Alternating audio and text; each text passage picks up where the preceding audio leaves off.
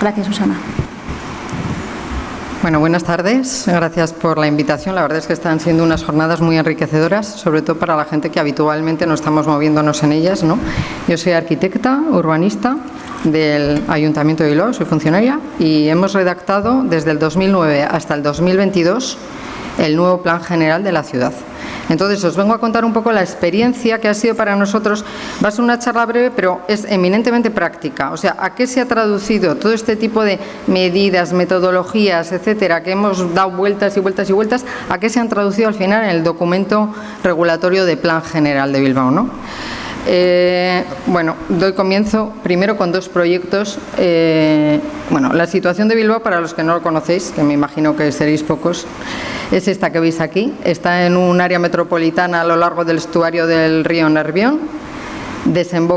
Está Bilbao aproximadamente a 13 kilómetros de la desembocadura. Es ese centro que veis ahí con ese meandro grande. Y el área metropolitana tiene 1 millón de habitantes. Es un continuo metropolitano rodeado de montes por todos los lados y donde las casas no tienen solución de continuidad. Es decir, hay casas que están la mitad en un municipio, la mitad en otro municipio, etcétera. De toda el área metropolitana. Bilbao tiene aproximadamente 350.000 habitantes. Aquí lo veis, rodeado de montes, es decir, no podemos crecer hacia ningún sitio. Lo único que podemos hacer es, en su caso, regenerar los suelos, antiguos suelos industriales que en los 80 se quedaron obsoletos con motivo de la crisis económica mundial. Entonces, empezamos el Plan General en 2009 planteándonos pues, los típicos estudios previos de un plan general. ¿Cuántos vamos a ser dentro de 25 años? ¿Qué vamos a necesitar? Etcétera, ¿no? Y, entre otras cosas, la variable de cambio climático no estaba ni siquiera, estaba la adaptación, pero no muy avanzada. Estábamos todavía en la mitigación contra el cambio climático en el otro departamento que lo lleva, que en este caso es Medio Ambiente. Entonces, se estaba haciendo el PAES, se firmó el Compact of Mayors, el Covenant of Mayors, una serie de pactos y se fueron desarrollando instrumentos. Y nosotros decidimos, mientras redactamos el Plan General, como urbanismo, como planificación urbana de Plan General, meternos con Tecnalia en dos proyectos europeos que nos han permitido avanzar suficiente como para luego poder tener, cuando llegó la Ley de Cambio Climático, en cuenta ciertas variables para poder implementarlas en el Plan General. Si no, habría sido imposible. Pero no se hizo de modo premeditado. Es decir, no estábamos considerando esos proyectos de alguna manera para luego implementar la ley. No, ha sido una coincidencia. Entonces, el primer proyecto fue este, Ramsés, que es un proyecto europeo del programa FP7, que luego desemboca en los Horizon 2020, y era para el desarrollo de instrumentos de adaptación al cambio climático. Duró desde 2012 hasta 2017 y los resultados, en el caso de Bilbao, Tecnalia elaboró el mapa de clima, que nos vino muy bien después para poder hacer los análisis de riesgos. Modelizaron calles, plazas de la ciudad, etcétera, y también se elaboraron bibliotecas de clasificación de distintas densidades urbanas, alturas de edificación, materiales, etcétera. Este proyecto no nos supuso mucho porque realmente Bilbao era caso de estudio, pero no era socio. El proyecto que fue clave fue el proyecto RESIN. El proyecto RESIN, El proyecto RESIN fue financiado también por la Comisión y había 4 ciudades caso de estudio: París, Bratislava, Manchester y Bilbao, todas con ríos. Y éramos socios activos también. Había una serie de centros tecnológicos, Teneo, Fraunhofer, ICLEI, Tecnalia, el BC3, y duró 3 años y medio, desde 2015 hasta 2018. El objetivo fue, entre otros, hacer unos análisis de riesgo en cada ciudad que a Bilbao nos permitieron incluir la adaptación dentro del plan general y, en segundo lugar, elaborar un plan de adaptación específico para la ciudad, que lo hizo Medio Ambiente. Nosotros en planeamiento y ellos en Medio Ambiente, de la mano. Íbamos de la mano Medio Ambiente y planeamiento en ese trabajo.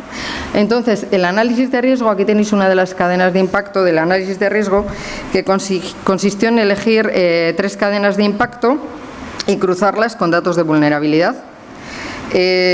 Fueron inundaciones sobre edificios construidos, isla de calor sobre salud y precipitación extrema sobre las infraestructuras de transporte.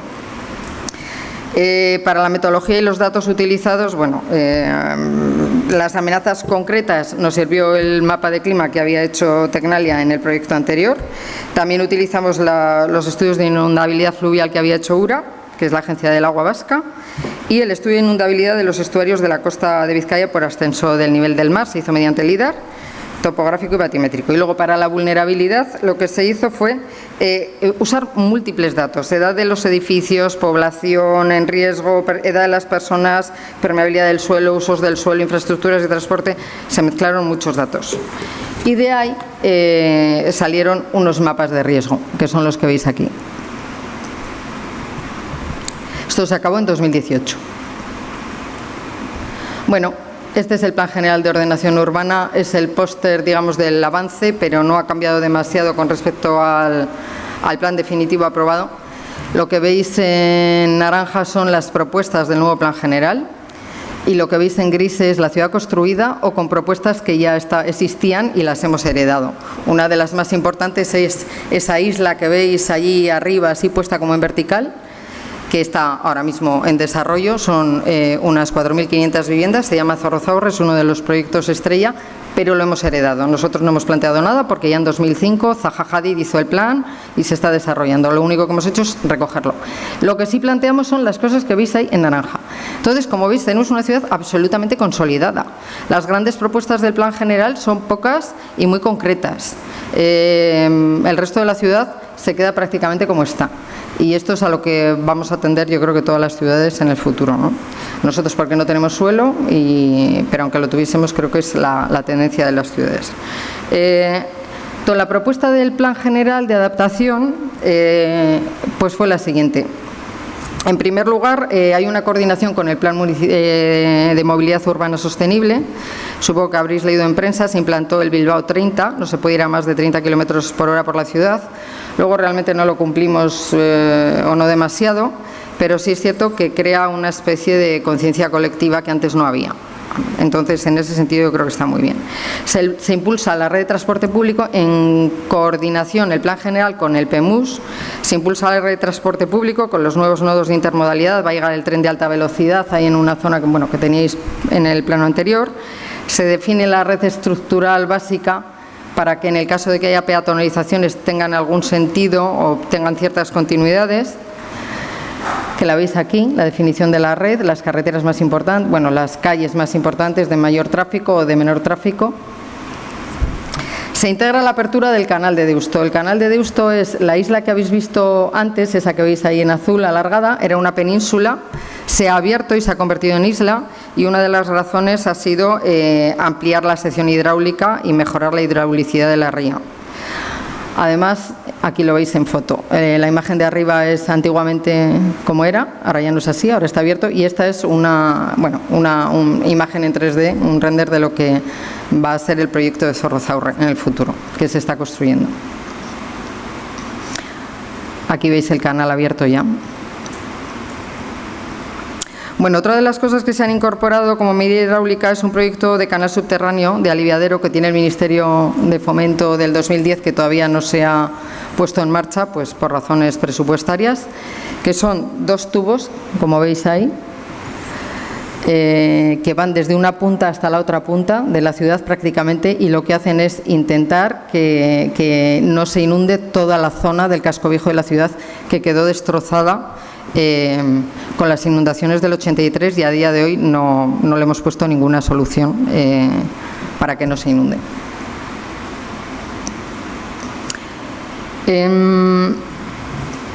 Estos también son imágenes de cómo estamos urbanizando con soluciones basadas en la naturaleza. Esto es una urbanización que tiene menos de un año aproximadamente. Ese tubo que veis ahí enorme es un tanque de tormentas longitudinal. Se ha intentado abrir el cauce de la ría para que mejore la hidraulicidad, la sección del cauce, en vez de poner un muro. Se abre hacia la ría con suelos más permeables vegetales y a 2 niveles para proteger la urbanización, etc.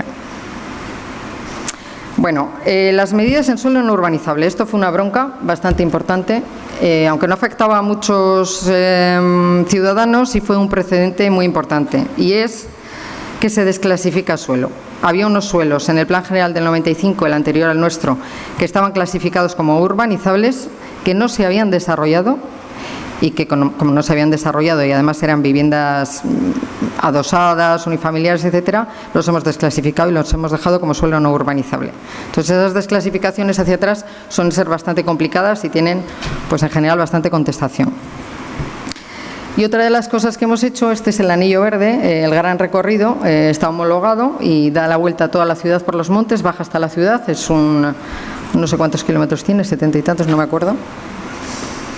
Bueno, pues lo que hemos hecho es ampliar suelos del anillo verde. ¿Cómo? Los que veis en verde clarito son los suelos propios municipales públicos del anillo verde y los verdes oscuros son los que hemos introducido dentro del plan general para completar la trama de suelos que teníamos públicos para expropiarlos. Los hemos incluido como sistemas generales en el plan general para poderlos expropiar y completar el anillo verde. Y luego, dentro del suelo urbano, que es la gran batalla y donde están todas las grandes oportunidades, ¿no? Hicimos un análisis de los parques de proximidad, basándonos en los parámetros de la Agencia de Ecología Urbana de Barcelona. Los parques de proximidad son los que dan cobertura a menos de 700 metros. No veo nada. Perdón. Vale. Estos no son los parques de proximidad, estos son los grandes parques urbanos. Son los que tienen más de 3,5 hectáreas de tamaño y lo deseable es que estén a menos de 700 metros de las casas, ¿no? Lo que hemos hecho es señalarlos, hacer radios, si son muy grandes ponemos 2 puntos para hacer el radio y ver la cobertura, y esas zonas son las que se quedan, las que están dibujadas en negro, las que se quedan sin cobertura de ese tipo de parques. Y lo que hemos hecho es, en el plan general, unas propuestas de nuevos suelos para cubrir esa demanda de parques que hay de ese tamaño. O sea, hemos propuesto nuevos parques que tienen ese tamaño en esas zonas donde se ha podido. Allí, aquello que veis arriba, negro, es un desarrollo urbano que se llama Ciudad Jardín y está lleno de casitas con pequeños jardines, o sea que no era tan importante cubrir esa necesidad. Y esto es la gran batalla que me imagino que tendrán todas las ciudades, no solo nosotros, que son los parques de proximidad. Ahí vienen, ¿no? El tamaño, más de 1000 metros cuadrados hasta 3,5 hectáreas y tiene que estar, lo deseable es que estén a menos de 300 metros de las viviendas. Al hacer este ejercicio, pues no cumple ni de casualidad en muchos casos. Y en muchos casos es porque, bueno, consideramos verde cuando está más del 50% la urbanización tiene que ser permeable. Hay algunos espacios que tenemos ahí delante que están urbanizados, pero más del 50% no son permeables, por tanto no los consideramos como, aunque son espacios libres, no son zonas verdes. Entonces, en la normativa del suelo, en la legislación del suelo que tenemos en todas las leyes, decretos, igual tenemos que ir pensando en separar espacios libres y zonas verdes, sí, pero separémoslos y pongamos estándares para unos y para otros, porque no es lo mismo, ¿no? Y el estándar, sin embargo, lo tenemos unido, ¿no? Como si fuese lo mismo. Entonces, en estos parques de proximidad hemos obligado a que cuando se puedan hacer, en rosa están las actuaciones futuras, cuando se pueda incluir algún parque de proximidad, mínimo tendrá que tener un 50% verde y permeable. Y en algunas normas particulares de esas zonas hemos incluido esa exigencia, pero no en todas y no podemos dar solución a ello. Vale, otra cosa muy importante son estos desarrollos urbanos que son los más grandes que tenemos en la ciudad a futuro. Y basándonos en el análisis de riesgo que se había hecho en RESIN, lo que hemos hecho es exigir a esos desarrollos, a los planes especiales en desarrollo del plan general, una serie de estudios que son los que tenéis ahí, de inundación fluvial, de escorrentía superficial o de confort térmico en función de la problemática que tiene cada ámbito, y luego el plan especial va a tener que obligatoriamente regular ordenanzas de edificación y de urbanización o obligar al proyecto de urbanización a meter parámetros que den solución a esa problemática que esos estudios han detectado. Uno de los casos más claros que estamos ahora desarrollando con el Gobierno vasco es el 6, que es Peñascal. Es un barrio, bueno, hay viviendas de autoconstrucción, chabolismo, viviendas que no tienen acceso por ningún sitio, hay que subir 200 escalones para llegar a una casa, etcétera, porque está en la ladera, en el monte, y además también se inundó y se llenó de barro durante las inundaciones, porque es una zona de escorrentías muy muy peligrosa. Entonces se van a tirar un montón de viviendas, se va a realojar a los vecinos en viviendas nuevas protegidas. Y han hecho un estudio de escorrentía superficial y lo que estamos obligando en el plan especial ahora es a poner SUTs al proyecto de urbanización. Tiene que poner todo ese tipo de soluciones, ¿no? Desde el propio planeamiento de desarrollo. Bueno, y ya por último, la Ley de Cambio Climático. La Ley de Cambio Climático se aprueba cuando teníamos aprobado el Plan General provisionalmente, o sea que era de aplicación. Y no habíamos hecho estas cosas, pero no se había integrado como tal la justificación más todo lo que decía la ley. Entonces, gracias a estar implicados en esos proyectos, teníamos muchísimo camino andado y mucho trabajo hecho. Con lo cual, fuimos dando cumplimiento a lo que nos pedía la ley, que es lo que tenéis ahí. La consideración de los riesgos ya estaba hecha. Adecuación del cálculo y diseño de la edificación de las infraestructuras de transporte a los efectos de cambio climático. Bueno, esto básicamente son ordenanzas. Y el plan general lo que hace es un mandato a que se desarrollen ese tipo de ordenanzas, que vamos a encargarlas pues en breve. Estamos ahora preparándolas. Y las zonas sensibles del artículo 21.2, que es una de las cosas más interesantes de la ley, que nos dice que tenemos que señalar zonas excluidas de implantación de instalaciones de producción energética renovables. Entonces, hemos elaborado un plano, que son suelos clasificados como no urbanizable, que configuran un corredor ecológico continuo basándonos en el PTP de Bilbao Metropolitano, que ha establecido los corredores ecológicos del área metropolitana, metiendo más la lupa. Y luego también en él hemos incluido zonas rurales de protección especial, valores que tengan existentes y otras que no teniendo tanto valor pueden tenerlo con muy poca inversión para darle continuidad, ¿no? Se ha aprobado inicialmente el Plan Territorial Sectorial de las Energías Renovables de Euskadi. Entre otras cosas determina, claro, en nuestro caso no es tan importante las placas solares fotovoltaicas como los molinos, ¿no?, de viento, porque nosotros sol poco y muchas montañas. Por tanto, los molinos de viento la energía eólica es la que más se puede promover en el País Vasco. Y en este caso, en el área metropolitana, nosotros en el trabajo que ha hecho el PTS ha colocado, bueno, una de las cosas que hace es determinar cuáles son las grandes instalaciones eólicas y esas grandes instalaciones se pueden poner con proyecto directo. Este proyecto tendrá que tener su evaluación, su estudio de impacto ambiental, etcétera, pero se puede colocar con proyecto directo. Y coinciden algunas de ellas en las zonas que nosotros tenemos en el plano que nos ha exigido la Ley de Cambio Climático que os he enseñado antes. Este es el PTS de energías renovables. Además, también se ha aprobado un nuevo decreto de servidumbres aeronáuticas y, en concreto, las radioeléctricas también están en esa zona, por tanto, limitarán también a los aerogeneradores. Hablamos el otro día con la Dirección General de Aviación Civil. ¿Qué pasa? Pues lo que nos pasa siempre. Tenemos un montón de competencias solapadas en el mismo territorio y tenemos que darle solución. Entonces, lo que estamos ahora es en intentar tratar de hacer una alegación al PTS para ver cómo solucionamos este tema, ¿no? Pero yo, una de las cosas que recomiendo es la hidrología, por ejemplo. Llevamos 100 años de cauces, cuencas, administraciones de desarrollo de la hidrología en España y no ha habido grandes confrontaciones. Nosotros, cuando la Agencia del Agua nos dice lo que tenemos que hacer, lo hacemos, y por eso yo lo que pido desde la administración local es que las administraciones supramunicipales nos regulen, nos ayuden y nos obliguen incluso con esta materia del cambio climático. Yo, como me la imagino, es una cosa en ciernes ahora mismo que dentro de un siglo pueda dar lugar a lo que ha pasado con las administraciones hidráulicas. Para mí sería muy deseable, porque hacer de su capa un sayo cada ayuntamiento es bastante complicado y nos deja, para bien y para mal, nos deja en una situación delicada, en un tema que no está tan avanzado, ¿no? Y sobre todo en esto de las administraciones con competencias solapadas, pues ponerse de acuerdo, ¿no? Porque en Francia hemos visto leyes que han pactado 12 ministerios de los 19 que tienen, son capaces de sentarse los 12 ministerios y pactar una ley que les afecta a todos. Pues eso también sería lo deseable. Y esto es todo.